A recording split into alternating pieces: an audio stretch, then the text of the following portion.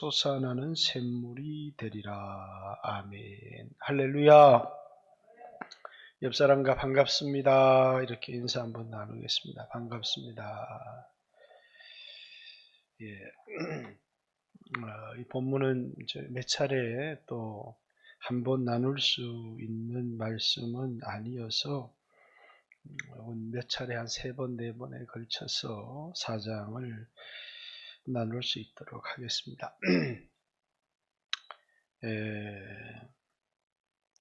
이제 3장 뒷부분을 좀 설교를 하지를 않았는데,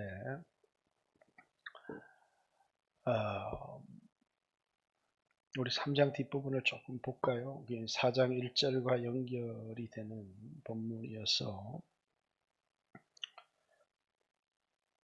22절부터인데, 이제 그 후에 예수께서 제자들과 유대 땅으로 가서 거기 함께 유하시며 침례를 베푸시더라.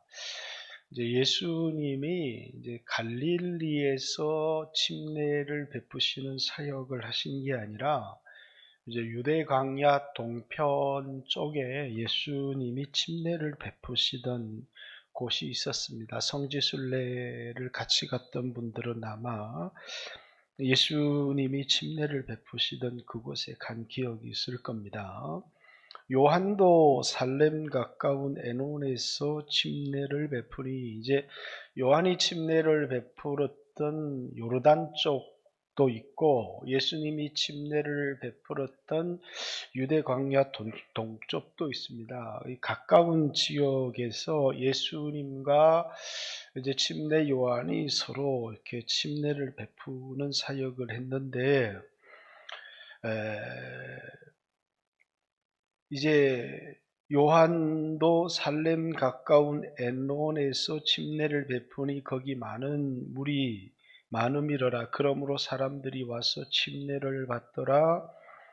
이제 25절에 이에 요한의 제자 중 한 유대인과 더불어 정결 예식에 대하여 변론이 되었더니 그들이 요한에게 가서 이르되 랍비여, 선생과 함께 요단강 저편에 있던 이곳 선생이 증언하시던 이가 침례를 베풀매 사람들이 다 그에게로 갑디다. 이렇게 아직까지는 침례 요한이 스타인데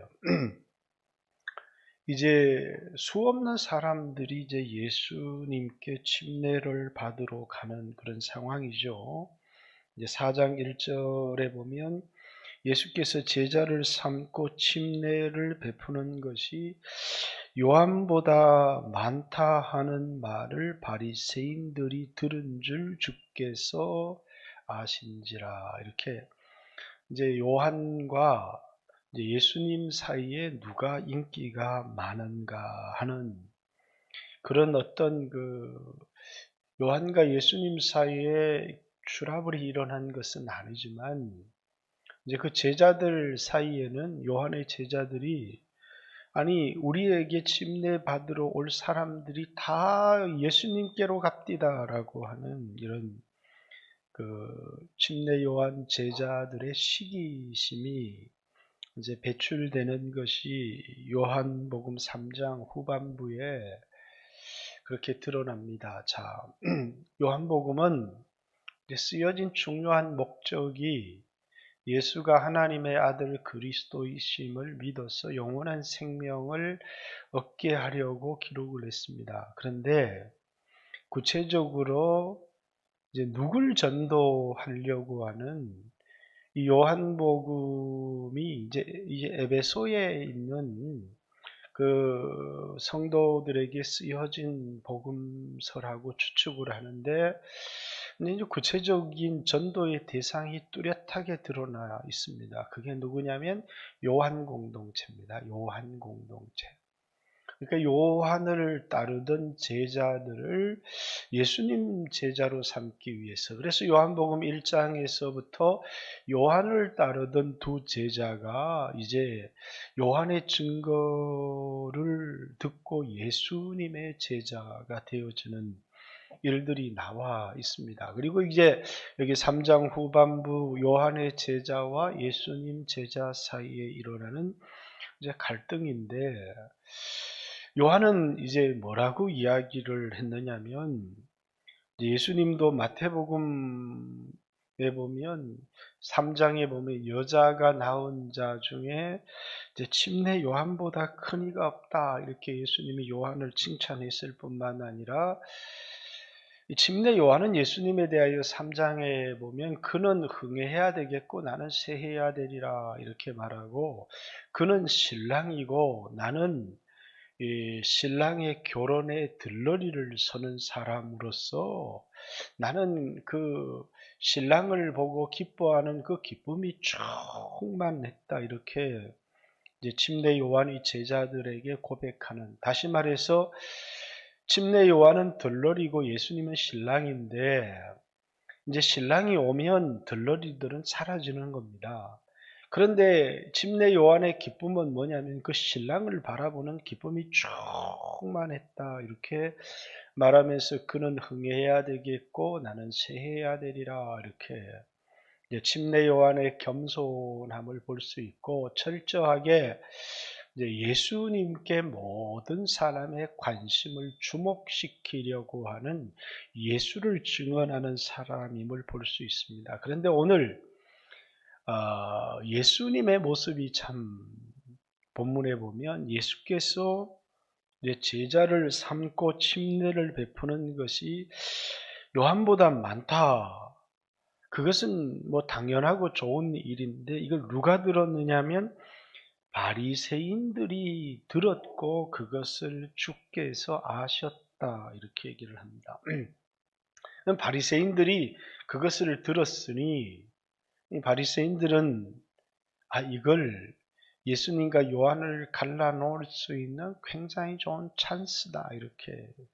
사탄과 마귀는 사람들에게 시기심, 비교의식, 경쟁의식, 이런 것들을 부추겨서 이제 서로를 갈라놓을 수 있는 굉장히 중요한 찬스를 잡은 겁니다.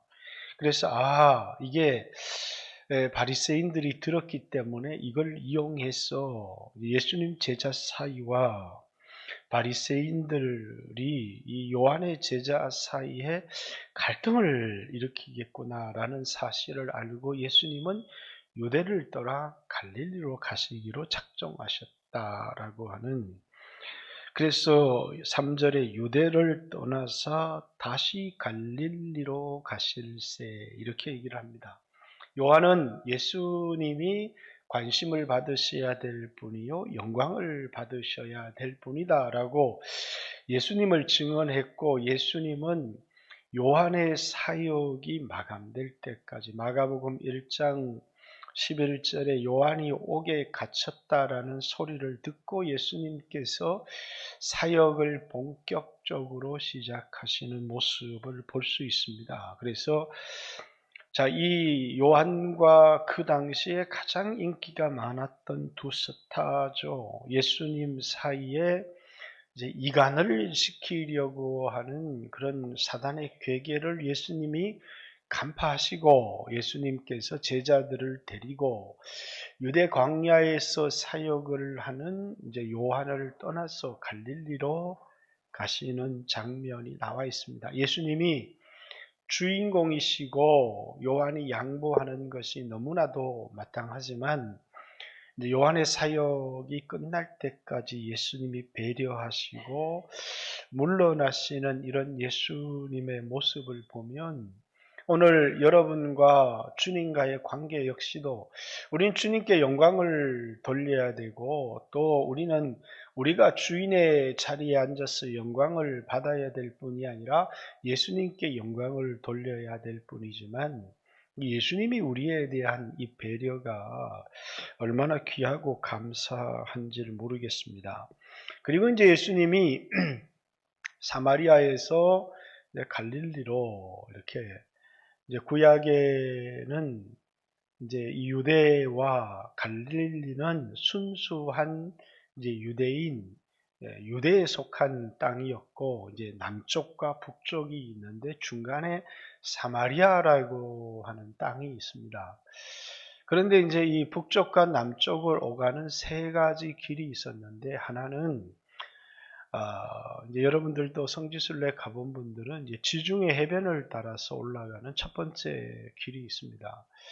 이제 두 번째 길은 이제 요르단 쪽을 건너서 돌아서 통과하는 길이 있습니다. 이 두 길 다 먼 길이고, 이제 세 번째 길은 이제 갈릴리를 통과하는 이제 동쪽, 서쪽이 아닌 이스라엘 동쪽 땅을 걸어서 북쪽으로 올라가는 이 세 갈래의 길이 있습니다. 이제 성지순례를 가보신 분들은 전부 다 이제 바닷길을 따라 갈릴리로 올라갔다가 이제 내려올 때는 전부 다 사마리아를 통과해서 여리고까지 와서 예루살렘으로 돌아오는 이런 성지순례 여행 코스를 걸었을 건데, 뭐 말해도 여러분 잘 모르고 갔다 온 분만 기억을 하겠지만, 어찌되었든지 이제 유대인들은 갈릴리로 갈 때, 갈릴리 사람이 유대로 내려올 때 항상 해변길이나 또 요르단 땅을 통과하는, 요단을 건너서 이렇게 통과하는 그 길을 걸었습니다. 이유가 뭐냐면, 이 갈릴리 사람들은 순수 혈통이 아니었기 때문입니다. 사마리아가 BC 722년 아수르 제국에 의해서 멸망을 받았고, 이제 아수르 제국은 일본이 우리나라를 멸망시키고 이제 민족 정신을 말살하기 위해서 창씨개명을 쓴다든가, 이름을 일본 이름으로 다 바꾸게 한다든가, 이런 정책을 썼던 것과 마찬가지로 아수르는 이제 유대라고 하는 이 이스라엘 민족이라고 하는 정체의식을 없애버리기 위해서 뭘 했느냐면, 결혼 이방인들과 자폰을 시켰습니다. 그러니까 아주 신앙심이 대단히 뜨거운 사람들이 아니었던 사마리아 사람들이 대부분 이제 이방 민족들과 결혼을 했어. 그러니까 이제 순수 유대 혈통을 가진 사람들이 아니고, 이제 유대인들의 입장에서 볼 때 사마리아인들은 이제 잡종인 겁니다. 그래서 그들은 자신들이 유대인이라고 말하고 여호와 하나님을 믿는 신앙을 갖고 있다고 말하고 있지만, 이제 유대 사람이나 갈릴리 사람들이 볼 때는 그들은 잡종이고 그들의 신앙도 인정을 할 수가 없었던 겁니다. 그런데 이제 사마리아 땅을 통과해서 왔다 그러면 이제 잡종과 섞였을, 그래서 사람들은 이 사마리아인과의 접촉을 피했습니다. 사마리아인과 접촉하는 것을 아주 부정한 일로 생각을 했기 때문에 갈릴리와 유대를 먼 길을 며칠을 더 도는 한이 있어도 해변길을 통해서 가기도 하고, 또 이제 요단을 건너서 요단 땅을 거쳐서 이제 내려오는 그런 길을 택했던 것은 사마리아인들과의 접촉, 그들은 대단히 부정한 사람들이기 때문에 그들과의 접촉을 피하기 위해서 그렇게 했다. 그런데 예수님은 먼 길을 돌아가는 두 길을 택하지 않고 사마리아를 통과하는 이제 이 길을 걸으셨고, 이제 수가라고 하는 사마리아에 속한 그 동네 우물가에서 이제 사마리아 여인을 만나시는, 이제 거기에서 오른쪽으로 가면 갈릴리가 나오고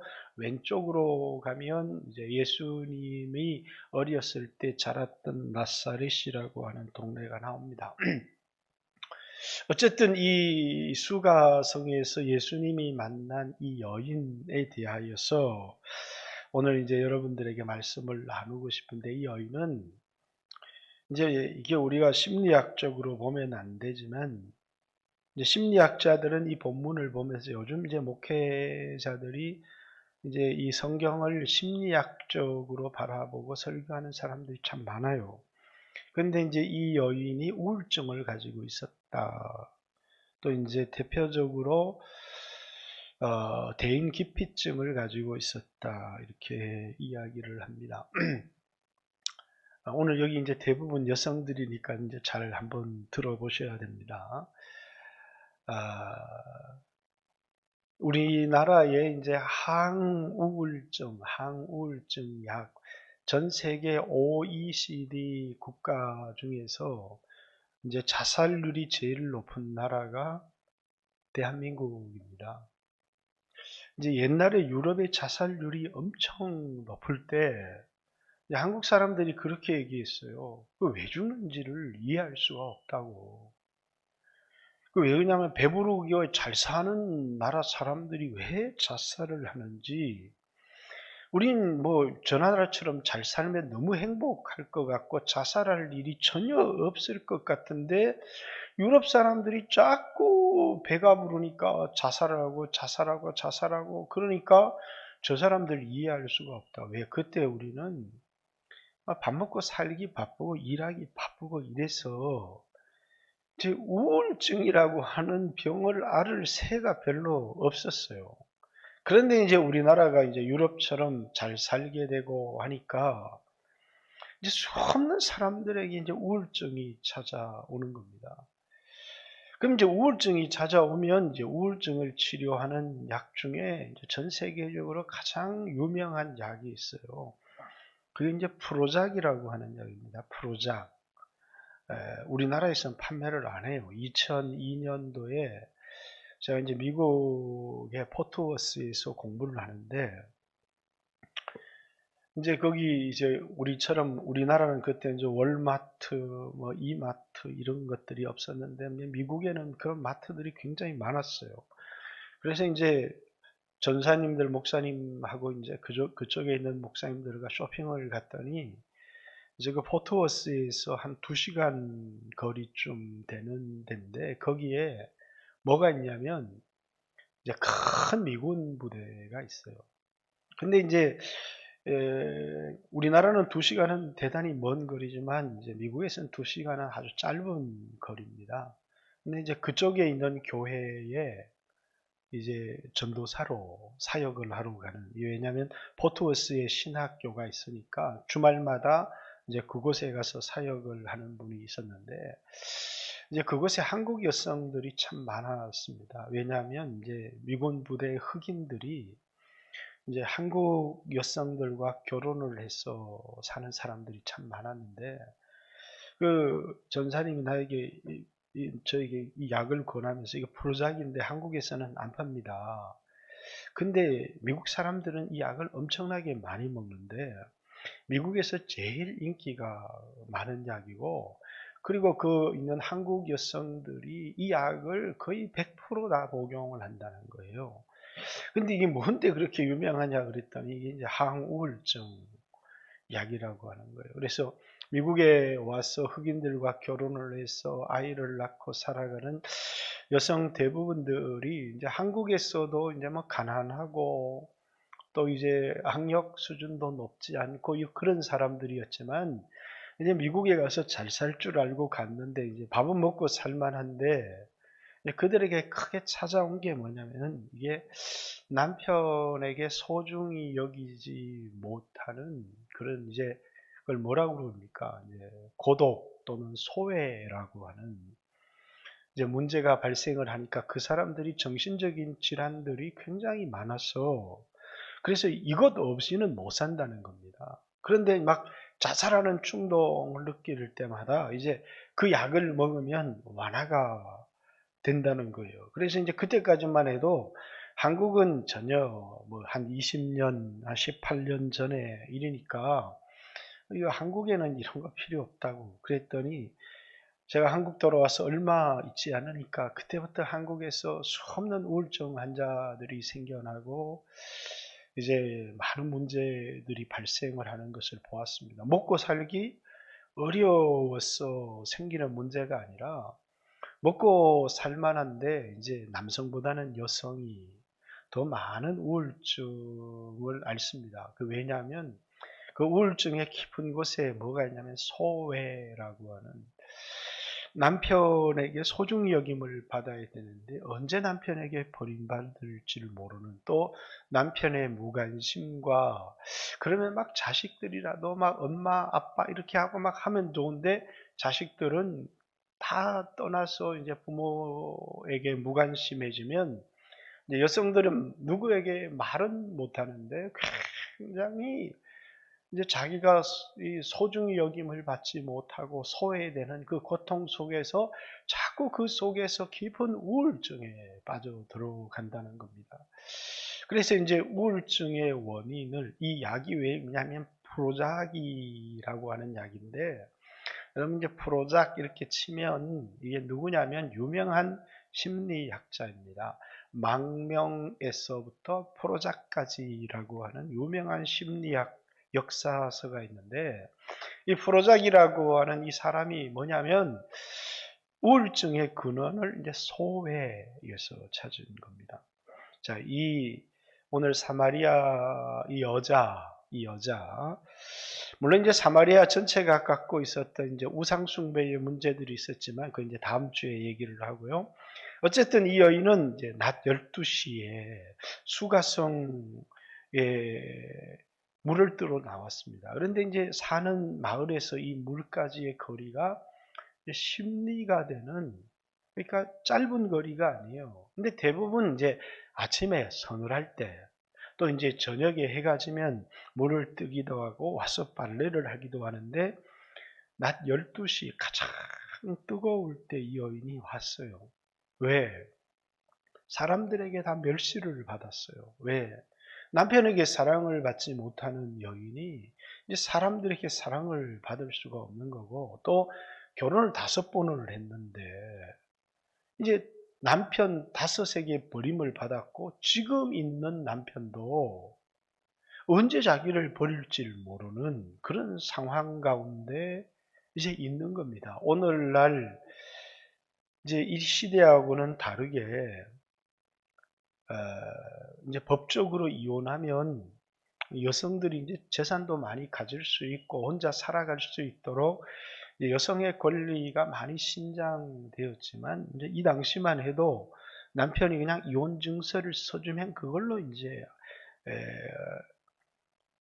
남편으로부터 이제 재산 하나 보호받지를 못하고 이제 이혼을 당하는 이런 시대였고, 그러니까 이제 이런 여인들이 혼자 살지 못하고 또 자기를 거두어 줄 이런 남편을 만나서 결혼을 하고 또 버림을 받고 또 결혼을 하고 또 버림을 받고 또 결혼을 하고, 이 여자는 몸을 파는 매춘부가 아니었습니다. 이제 남편이라고 하는 법적 용어를 쓰고 있는 것을 보면 이제 5번을 결혼을 했고, 지금 사는 사람도 이게 이제 자기를 언제까지 보호해 줄 줄을 모르는, 그래서 사람들에게 깊은 대인 기피증과 우울증을 가지고 있는 이제 그런 여성이었습니다.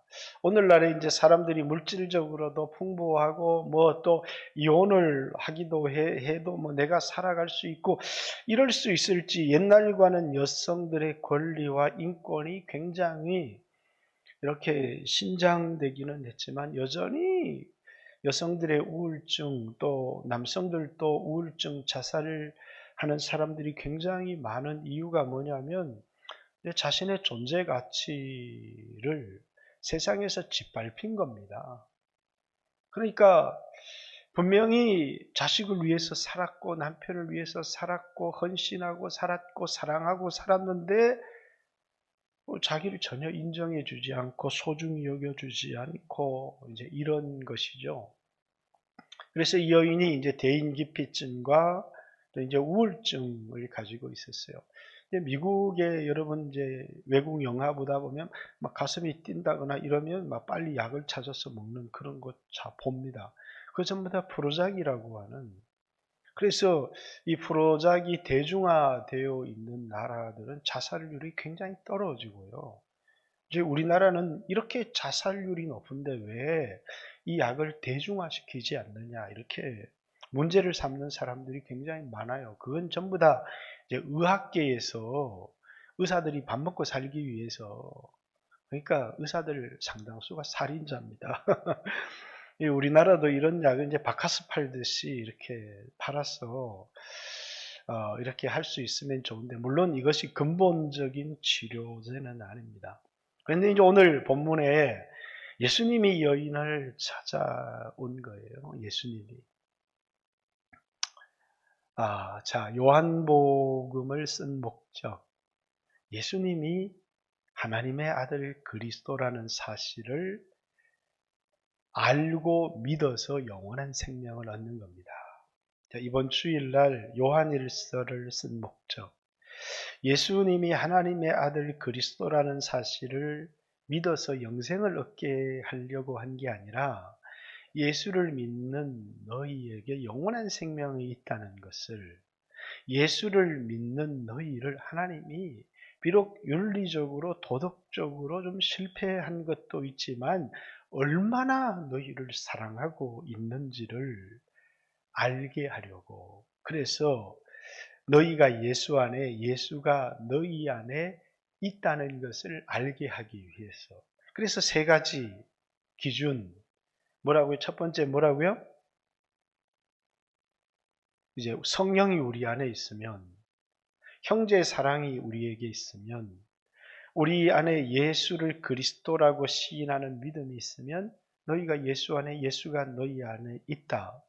그런 너희가 알아야 될 게, 너희 안에 영원한 생명이 있고 하나님이 너희를 얼마나 사랑하고 너희가 기도하는 것을 하나님이 들으신다는 것을 알게 하려고 이걸 썼다는 겁니다. 그러니까 요한복음은 예수 안 믿는 사람에게 예수가 누구신지를 알게 하기 위한 거고, 요한일서는 예수 믿는 사람에게 예수님이 비록 너희들이 완벽하고 윤리적인 삶을 살아가는 사람들은 아니지만 너희들을 위해서 이 세상에 오셔서 자신의 몸을 주시고 너희들을 얼마나 사랑하고 있는지, 너희에게 영생이 있다는 사실을 확신시켜 주기 위해서 요한일서를 썼다, 이렇게 얘기를 합니다. 자, 오늘 이 여인과 예수님의 대화가 물에서부터 시작해요. 물. 요한복음은 물 얘기가 참 많이 나오는데, 요한복음 2장에 물이 변하여 포도주가 됩니다. 그 물은 하나님 말씀이었습니다. 요한복음 3장에 물과 성령으로 거듭나지 않으면 물은 자연적 출생이었습니다. 그런데 예수님이 여인, 수가성 여인에게 물을 달라 이렇게 얘기를 합니다. 그리고 이제 내게 물을 달라 하는 이가 누구인지를 알았다면 네가 나에게 구했을 거다, 도리어 물을 달라고. 그리고 네가 하나님의 선물이 무엇인지. 오늘 10절 보면 예수께서 대답하여 이르시되 내가 만일 하나님의 선물과 또 내게 물을 좀 달라 하는 이가 누구인 줄 알았더라면 내가 그에게 구하였을 것이요 그가 생수를 너에게 주었을 것이다. 처음에는 물 달라고 그러더니 예수님께서 네가 내가 누구인 줄, 너에게 물을 달라고 하는 내가 누구인 줄을 알았더라면, 또 내가 너에게 줄 선물이 무엇인 줄 알았다면 너희가 내게 구했을 것이다, 이렇게 말씀하면서 예수님이 네가 나에게 줄 수 있는 물과 내가 너에게 주는 물의 차이를 이렇게 얘기합니다. 이 물, 네가 나에게 주는 물을 마시는 자마다 다시 목마르지만 내가 너에게 주는 선물, 내가 너에게 주는 물을 마시는 자마다 다시는 목마르지 아니하리라. 그러니까 이 여자가, 아니 세상에 그런 물이 있습니까? 그러면 내게 주어 다시는 이곳에 물을 길러 오지 않게 해주십시오 라고 하는 이야기를 합니다. 근데 예수님이 이제 이 여인에게 주려고 하는, 예수님이 우리에게 주시는 가장 귀한 선물이 뭐예요? 성령입니다. 그래서 성령을 생수, 뒤에도 이제 성령을 물 붓듯이 부으신다 이렇게 얘기하고, 요한복음 7장에 배에서 생수의 강이 넘쳐날 건데 그것은 믿는 자에 받을 성령을 가르쳐 말씀하신 것이다, 이렇게 말씀합니다. 예수 믿는 자에게 주시는 성령인데, 여러분 성령을 받으면 오늘날 어떤 사람은 랄랄랄라 방언을 말하기도 하고 어떤 사람은 거품을 물고 쓰러지기도 하고 성령을 받는 현상들이 그렇게 일어날 수 있다고 생각합니다. 그런데 성령을 받으면 확신하고 알게 되는 게 하나 있어요. 그게 뭐냐면 예수님이 누구신지를 알아요. 세상 사람들은 아무리 뭐 예수님을 설명을 해도 예수님을 목수의 아들이지 뭐. 그분 참 윤리적으로 살았어. 윤리적인 모범으로. 철학자로, 혁명가로. 근데 예수님을 하나님의 아들이다 이렇게 믿지를 못해요. 그런데 예수님이 주시는 성령을 받으면 예수님을 하나님의 아들 그리스도라고 고백하게 돼 있어요. 그래서 성령으로 아니하고는 예수를 주라고 할 수가 없다. 이렇게 고린도전서 12장 3절에 얘기했고, 이번 주 설교했던 것처럼 이제 고린도전서 2장에 보면 성령은 하나님의 깊은 것까지 통달하시는데 세상의 어떤 관원의 지혜로도 예수님을 알 수가 없는 거예요. 그런데 성령을 받으면 예수님이 누구신지를 알아요. 이 여인이 예수님과 이 생수를 가지고 대화를 나누면서 처음에는 이 예수님을 선지자로 알았다가 뭘 깨닫게 되는 거예요? 이제 예수님이 주는 물을 마신 거예요. 그러니까 예수님이 바로 그리스도라고 하는 사실을 깨달은 겁니다. 자, 예수님이 그리스도라는 사실을 깨달았는데 그 예수님께서 니고데모 같은 3장의 유대인의 관원을 찾아왔다. 그러면 이해가 가는데 남편에게 사람에게 버림받고 천대받은 자기를 찾아온 겁니다. 그러니까 이 여인의 입장에서 보니까 아니 이렇게 위대하고 큰 분이 자기를 알고 있다는 사실 자체가 너무너무 충격인 거예요. 그래서 이 여인이 막 사마리아에 가서 원래 대인기피증이 있고 사람을 못 만나는데 막 물동이를 버려들고 수가성에 뛰어들어가서 내게 행한 모든 일을 내게 말한 일을 와보라 이렇게 전도를 하는 겁니다. 왜? 그분이 나를 알고 있다는 이 사실 하나가 나를 위해서 이 낮 12시 대학볕에 그 먼 길을 나를 만나기 위해서 찾아왔다는 사실 자체가 이 여인에게 자신이 얼마나 소중한 존재인지, 그래서 막 예수님께 기도하면 예수님이 너 수없이 버렸던 그 남편 놈들 다 데리고 와. 그래가지고 뒤통수를 한 대씩 때리면서 나쁜 놈의 새끼들 이렇게 그 남편들을 고쳐서 예수님이 치료를 해준 게 아니에요. 예수님이 성령을 주시면서 네가 얼마나 소중한 사람인지, 하나님이 너를 얼마나 사랑하고 있는지, 결코 너를 버리지 않는다는 사실. 우리는 막 잘나고 든든한 그런 남편이 막 회개하고 돌아왔어. 이젠 당신만을 사랑하겠어. 이러면 너무너무 행복해질 것 같은데 그것으로는 진정으로 우리 안에 있는 영적 목마름과 갈등이 어떤 한 남성이나 돈으로나 세상의 어떤 것으로도 우리의 목마름을 채울 수가 없다는 거예요. 근데 성령이 우리에게 임하여지니까 남편이 변한 게 아니에요. 우리는 남편을 바꿔주세요 이렇게 얘기를 하는데 남편이 변한 게 아니에요. 그런데 예수님을 딱 만나는 순간에 내가 얼마나 소중한 사람인지를 깨닫고 갑자기 마음의 불안과 두려움들이 다 사라지는 거예요. 왜? 예수님이 나를 책임져 주실 거라는 사실을. 어떤 상황이어도 내가 지금까지는 예수님 보이지 않으니까 남편을 의지했는데 남편에게 버림받고 그게 이제 우상이거든요. 사마리아가 섬겼던 5 우상이에요. 오늘날 수없는 그리스도인들이 막 주님 돈을 주세요. 막 신실한 남편을 주세요.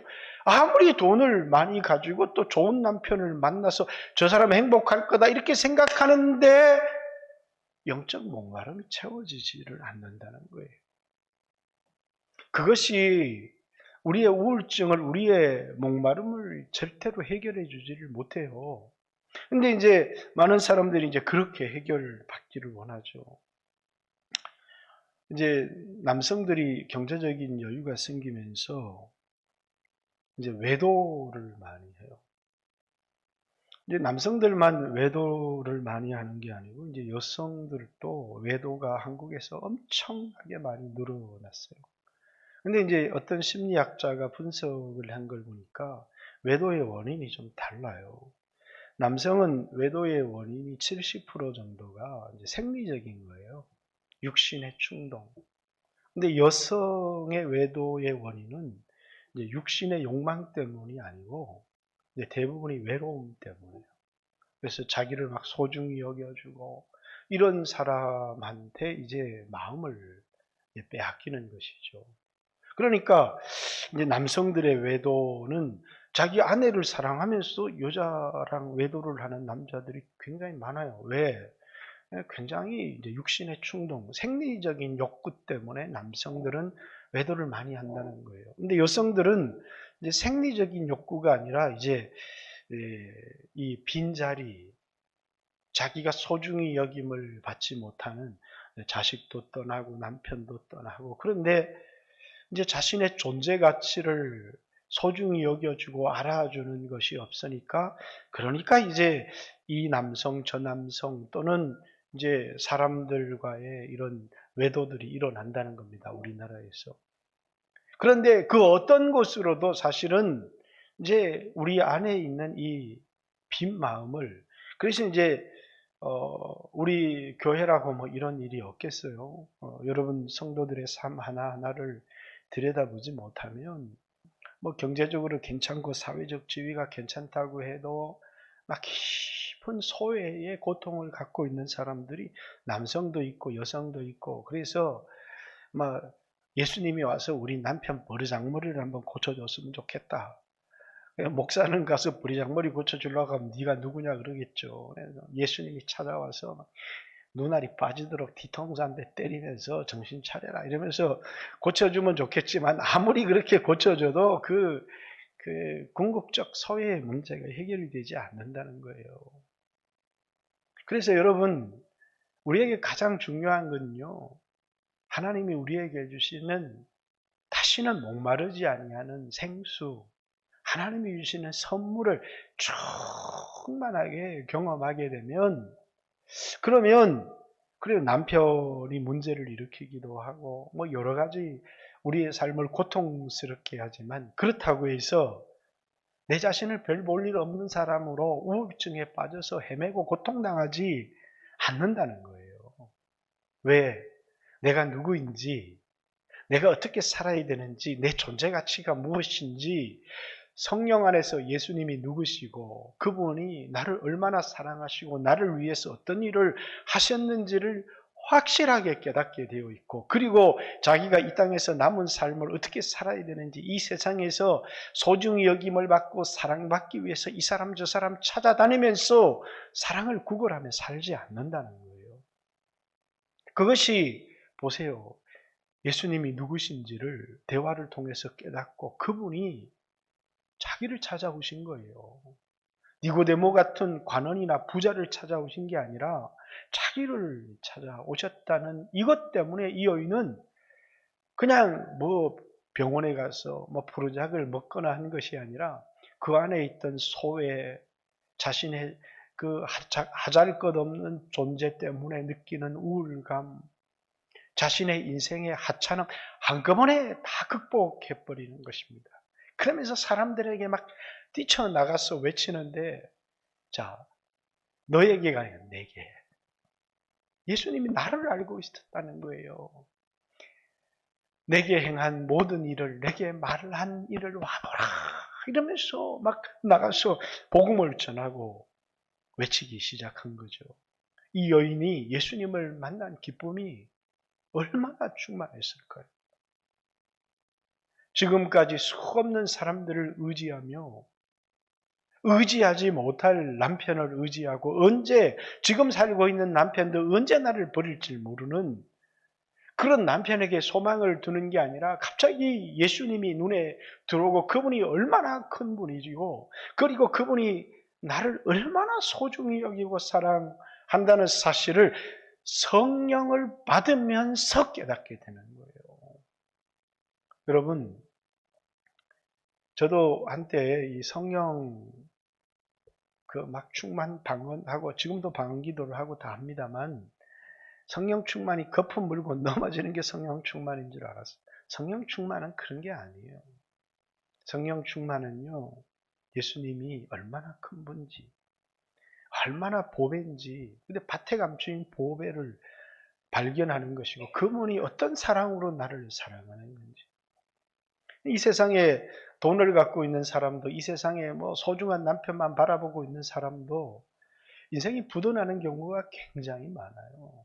사람 안에 있는 죄상은 내가 이렇게 헌신하고 사랑했는데 날 배반하지 않겠지. 이제 그 사람도 나쁜 게 아니에요. 원래 인간의 죄성이 나도 그렇고 그 사람도 그런 거예요. 여러분 자식 온 마음을 다해서 키우잖아요. 그죠?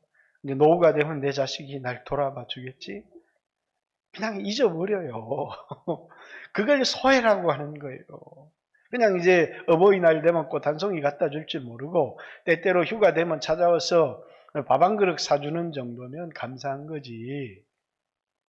그렇게 자식이 부모의 은혜를, 그러면 그 자식의 삶도 무너지는 거예요.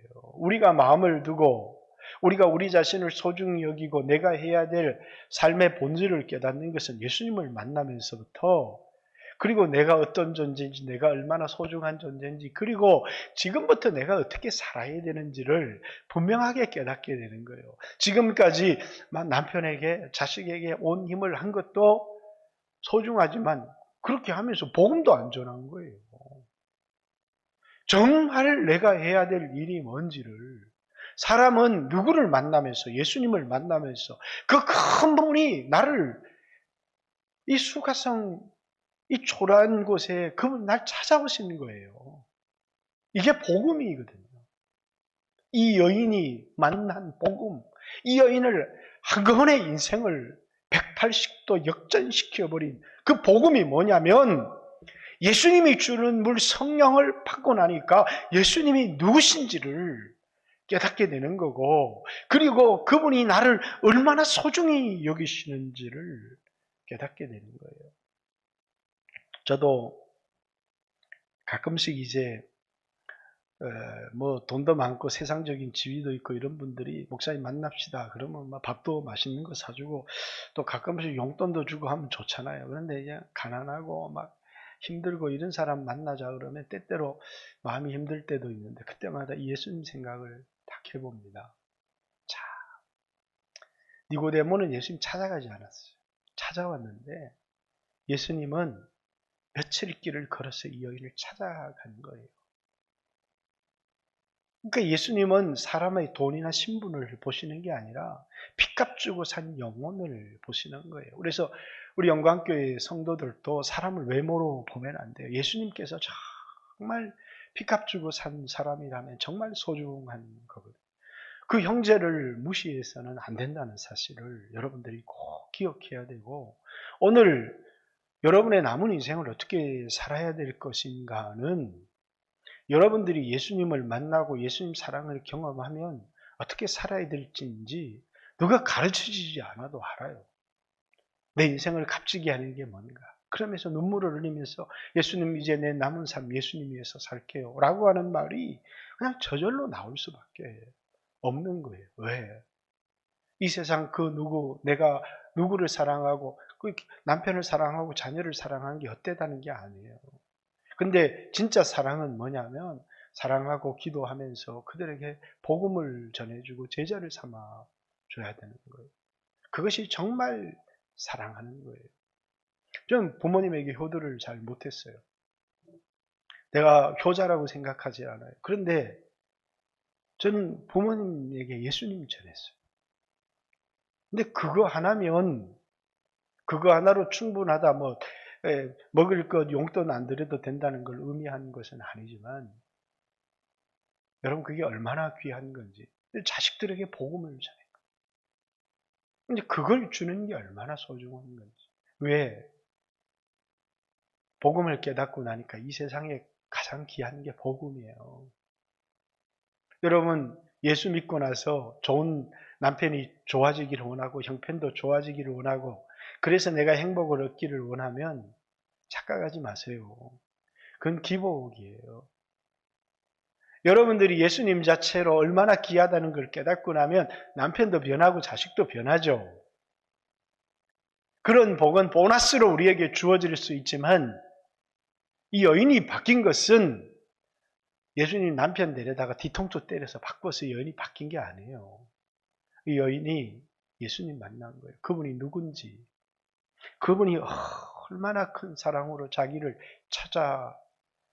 찾아왔는지.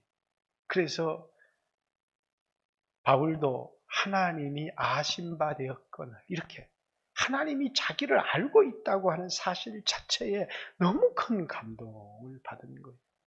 오늘 여러분과 저도 오늘 간단하게 이제 쉽게 또 복잡한 얘기가 많이 있지만 몇 번에 걸쳐서 오늘 여러분들도 이 간단한 복음, 하나님 나를 알고 계시다는 것, 그리고 그분이 얼마나 크고 나를 사랑하고 계시다는 것, 그 속에서요 모든 두려움들이 사라져요. 세상 사람들이 나를 어떻게 평가하든 무시하든 나는 그런 존재가 아니라는 사실을, 나는 정말 하나님이 나를 소중히 여겨준 존재라는 사실을 알게 돼요. 나는 평생 인정도 못 받고 뒷바라지만 하고 자식 남편 뒷바라지만 하다가 형편없는 인생을 살았다 그러면서 막 자책하는 그런 여인들이 얼마나 많아요. 근데 예수님이 나를 얼마나 사랑해 주셨는지. 오늘 여러분 안에 그렇죠, 우울증이라고 하는 게 굉장히 많아요. 왜냐하면 한국 사람도 이제 10명 중에 2명은 우울증을 가지고 있대요. 병원에 가서 검사를 안 해봐서 그렇죠. 깊은 우울증. 여러분, 예수님 만나면 다 사라지는 겁니다.